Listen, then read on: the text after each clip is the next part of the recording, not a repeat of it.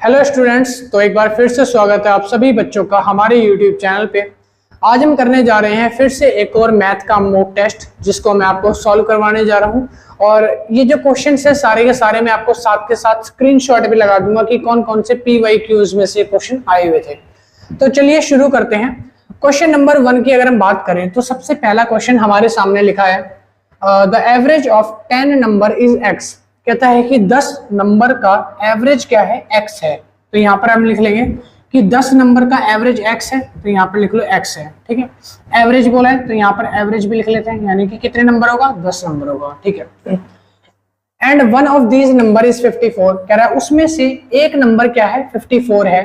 And 54 is replace with 20, then what will be the new average. आपको बताना है कि एक नंबर उसमें से 55 है, 54 है, और 54 को हमने रिप्लेस कर दिया 20 से। तो देखो एक नंबर क्या है, 54 है, उसको मैंने रिप्लेस कर दिया यानी हटा दिया किस में से, 20 में से। तो अगर मैं 20 माइनस करता हूं 54 में से, तो जो नंबर आएगा वो कितना बचेगा, जो नंबर बचेगा वो बचेगा मेरा 34। क्या बचेगा, 34। अब यहाँ पे ध्यान से देखो, अब यहाँ पर अगर मैं 10 से 34 को डिवाइड करता हूं तो आंसर आएगा 3.4 आ जाएगा। मेरा जो आंसर है वो 3.4 आ जाएगा। यहाँ ये प्लस है, उधर जाएगा तो माइनस, यानी कि जो x है माइनस में 3.4 होगा।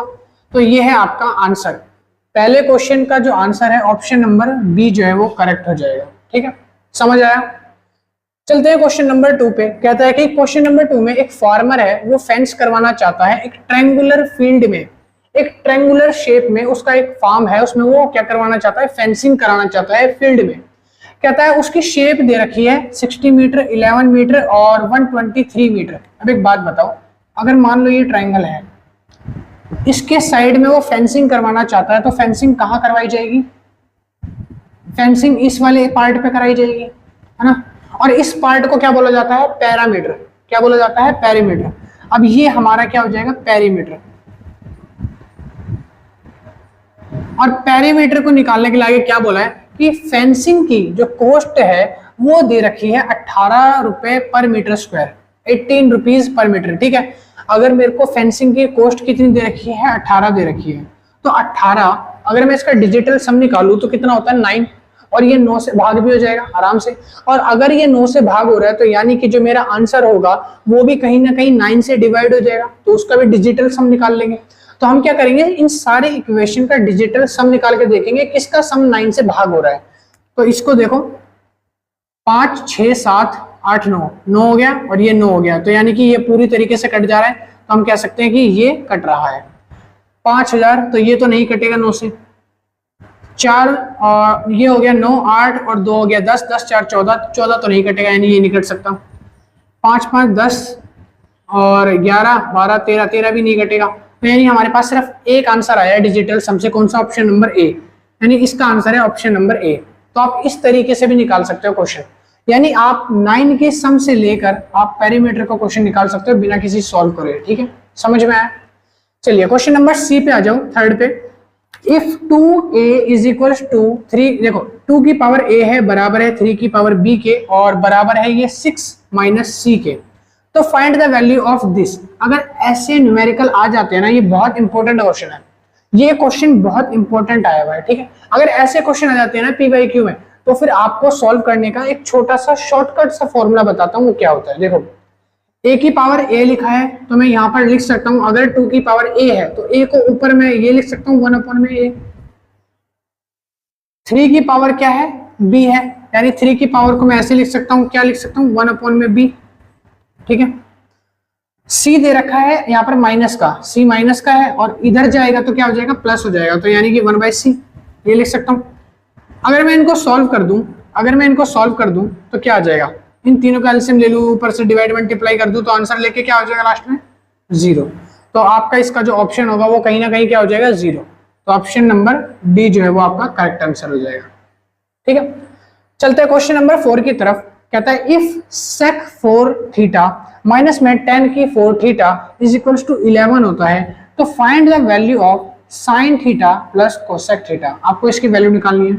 जरा ध्यान से देखो, इसको मैं ऐसे भी तो लिख सकता हूं, कैसे, देखो यहां पर लिखा है सेक की 4 थीटा, tan की 4 थीटा। तो इसको मैं ऐसे भी तो लिख सकता हूँ, कैसे, सेक स्क्वायर थीटा और इसके ऊपर लगा दो स्क्वायर, उसके बाद लगा दो यहाँ माइनस में tan स्क्वायर थीटा और ऊपर लगा दो यहाँ पे स्क्वायर, ऐसे भी तो लिख सकता हूँ, ठीक है।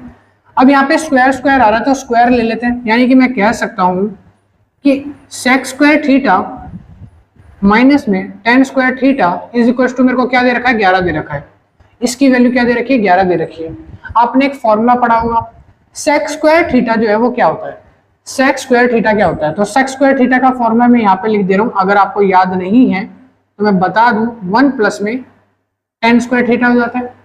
सेक स्क्वायर क्या होता है, 1 प्लस tan स्क्वायर थीटा। तो इसकी जगह पे मैं ये लिख सकता हूँ, तो यहाँ पे लिख लेते हैं 1 प्लस में tan स्क्वायर थीटा, और यहाँ भी एक tan स्क्वायर थीटा दे रखा है। तो अगर मैं इसको इसके साथ जोड़ दूं तो ये हो जाएगा 2 tan square theta is equal to, यहाँ पर क्या हो जाएगा, यहाँ पे हो जाएगा 11। अब अगर मैं इसको सॉल्व कर दूं तो सॉल्व करने पे क्या आएगा, ये 1 उधर जाके माइनस हो जाएगा तो 10 हो गया, 2 को उधर जाके फिर 10 से डिवाइड कर दूंगा तो क्या हो जाएगा, 5 हो जाएगा। यानी tan square theta is equal to क्या हो गया, मेरा 5 हो गया। अब एक बात बताओ, tan स्क्वायर थीटा 5 आ गया, यहाँ पर ये जो 5 आया है, अब यहाँ पर अगर मैं देखूं कि 10 का फॉर्मूला क्या होता है, अगर मैं ये देखूं कि 10 का फॉर्मूला क्या होता है, तो 10 को कैसे निकाला जाता है, 10 निकलता है p अपॉन में b करके। 10 कैसे निकलता है, p अपॉन b करके निकलता है 10, ठीक है। तो अगर 10 p अपॉन b करके निकल सकता है, यहाँ पर स्क्वायर है ना, तो यहाँ पर एक अंडर रूट लगा लो। अगर 10 p अपॉन b करके निकलता है तो मैं कह सकता हूँ कि जो p की वैल्यू है मेरी कितनी है, 5, ठीक है। और b मेरे पास क्या दे रखा है, b है मेरे पास यहाँ पे बेस में, बेस में कुछ नहीं है, तो बेस में मैं क्या मान लूंगा, 1 मान लूं। तो यानी कि मैं जो बेस है वो मान लूंगा, ये 1 हो जाएगा, इसके ऊपर भी रूट लगा लेते हैं, कोई दिक्कत नहीं उससे, ठीक है।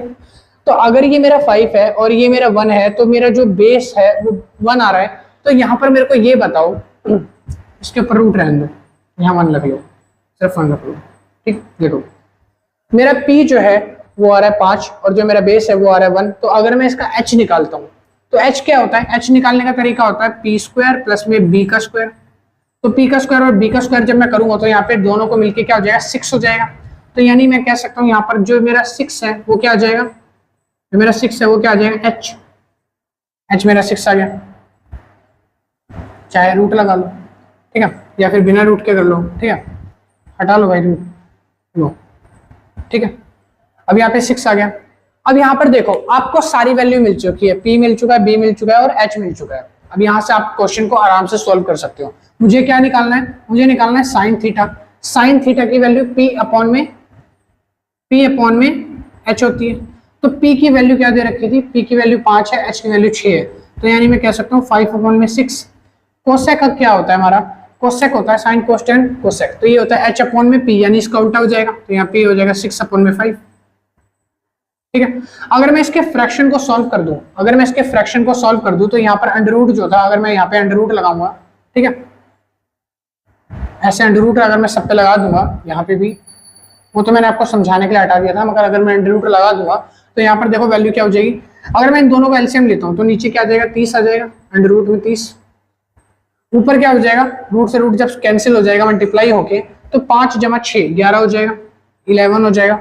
अब मेरा आंसर देख लो यहाँ से क्या है, 11 अपॉन में रूट 30, यानी 11 अपॉन रूट 30। ऑप्शन नंबर जो ए है वो मेरा करेक्ट ऑप्शन हो जाएगा। तो ये हो गया हमारे 4 क्वेश्चन सॉल्व। इफ आप लोगों के लिए कहता है if x minus y is equal to 5 है, x cube minus y cube is equal to 520 है, तब आपको बताना है एक्स वाई की वैल्यू जो है वो क्या होगी। एक्स और वाई का मान निकालना है। सबसे पहले आप ध्यान से देखोगे तो आपको पता चलेगा कि एक्स क्यूब और वाई क्यूब क्या है, एक फॉर्मूला बनता है। अगर वो फॉर्मूला आपको याद नहीं है तो मैंने यहाँ पे लिख दिया है।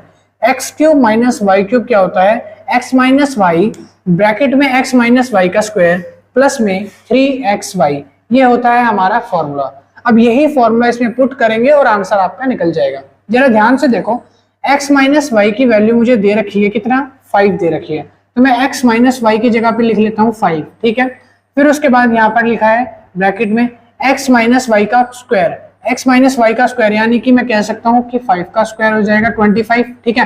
तो ये हम बाद में करेंगे। प्लस में लिखा है 3 और एक्स वाई को अगर मैं मल्टीप्लाई कर दूं तो यहाँ पर अभी मैं लिख लेता हूँ 3 का एक्स वाई, ठीक है। यहाँ पर इज इक्वल टू में मेरे को क्या दिया हुआ है, 520 दिया हुआ है। सॉल्व कर दो इसको। अगर मैं इसको सॉल्व करता हूँ तो अगर ये यहाँ पे मल्टीप्लाई है तो उधर जाके डिवाइड हो जाएगा। 5 अगर 520 को डिवाइड करता है तो कितने पे करेगा, ये हो जाएगा 104 पे डिवाइड हो जाएगा।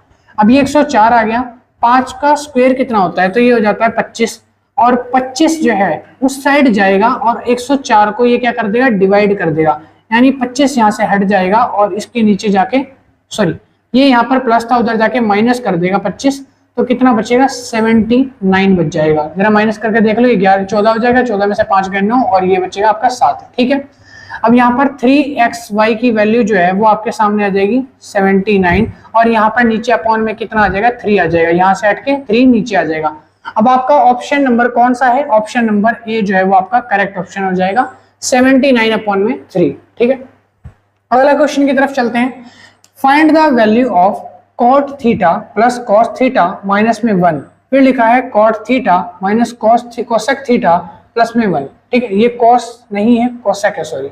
तो अब यहाँ पर इसकी वैल्यू निकालने को आपको कही गई है। अब आपने ये चीज पढ़ी होगी कि cosec थीटा प्लस में cot theta is equal to, अगर x होता है, मैंने एक एग्जम्पशन लिया है, इसको ऐसे बोल सकता हूँ, ठीक है। Cosec theta plus cot theta हमारा x होता है, तो मैं कह सकता हूँ कि कोसेक थीटा माइनस में cot थीटा हमारा क्या हो जाएगा, 1/x होता है, ये हो सकता है। तो एक बात बताओ, अगर कोसेक थीटा और cot थीटा को मैं ऐड करता हूं तो x आता है, तो यहाँ पर cot थीटा और कोसेक थीटा को ऐड कर रखा है, बस फर्क कितना है कि ये यहाँ की जगह यहाँ पे आ चुका है। तो हम इसकी जगह हम क्या लिख सकते हैं, हम लिख सकते हैं इस वैल्यू की जगह कि अगर ये x है तो इस वैल्यू को मैं ये -1 लगा रखा है तो आगे लिख लूं ऐसे -1 अपॉन में x, मैं ऐसे भी तो लिख सकता हूं। अपॉन में देखो कोसेक माइनस cot थीटा 1/में x होता है, क्या होता है, 1/में x होता है। मेरी बात ध्यान से सुनना, ये cot जो है ये आगे है यहाँ पर और यहाँ पे प्लस दे रखा है, तो यहाँ पर मैं लिख लेता हूँ आगे प्लस, ठीक है, इस तरीके से, है ना।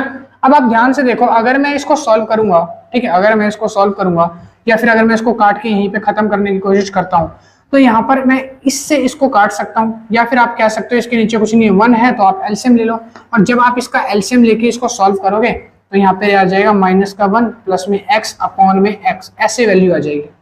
और जब आप इसको ऐसे सॉल्व करोगे फिर आप इसको काटोगे तो ये वैल्यू सेम है और ये वैल्यू कट जाएगी, तो आपका आंसर क्या बच जाएगा, आपका आंसर बच जाएगा x। और x जो है वो किसका मान होता है, इसका cosec theta plus cos theta is equal to x होता है, यानी x का मान क्या है, ये है, ठीक है। और यहाँ पर कोसेक जो होता है वो कैसे निकलता है, आप सभी को पता होगा कि कोसेक की वैल्यू कैसे निकलती है। कोसेक क्या होता है, 1/में क्या होता है, साइन, तो कोसेक होता है आपका 1/में साइन थीटा, और जो आपका cot थीटा होता है ये क्या हो जाता है, cot theta, sine cosec cosec sec cot theta आपका होता है 2 होता है वैसे तो, ये एक तो होता है 1/10, मगर मेरे को ये वाला तो नहीं चाहिए, मुझे दूसरा वाला चाहिए, तो दूसरा होता है आपका cos/में साइन, cos/में साइन थीटा। अब आप देख लो आपका कौन सा आंसर इसमें से सही है। तो अगर मैं इसका आंसर चेक करूं तो ऑप्शन नंबर जो ए है ये आपका करेक्ट ऑप्शन हो जाएगा। क्यों, क्योंकि देखो 1/में साइन यहाँ पे वैल्यू आ रही है, 1/में साइन, और 1/में साइन क्या है, कोसेक है, और cos/में साइन भी आ रही है, cos/में साइन किसका होता है, ये होता है आपका cot का, तो दोनों वैल्यू ठीक आती है। ऑप्शन नंबर ए जो है आपका करेक्ट ऑप्शन हो जाएगा, ठीक है। समझ में आए, दोनों क्वेश्चन समझ आ गए, चलो बहुत बढ़िया। तो आज के लिए इतना ही, मिलते हैं नेक्स्ट वीडियो में, अगले पार्ट के अंदर हम और भी क्वेश्चंस को डिस्कस करेंगे। अगर वीडियो आपको अच्छी लगती है, कंटेंट आपको समझ आता है तो आप चैनल को सब्सक्राइब भी कर सकते हो अगर आपका मन करे तो, और नहीं तो कोई बात नहीं भाई, मिलते हैं नेक्स्ट वीडियो में। Thank you so much.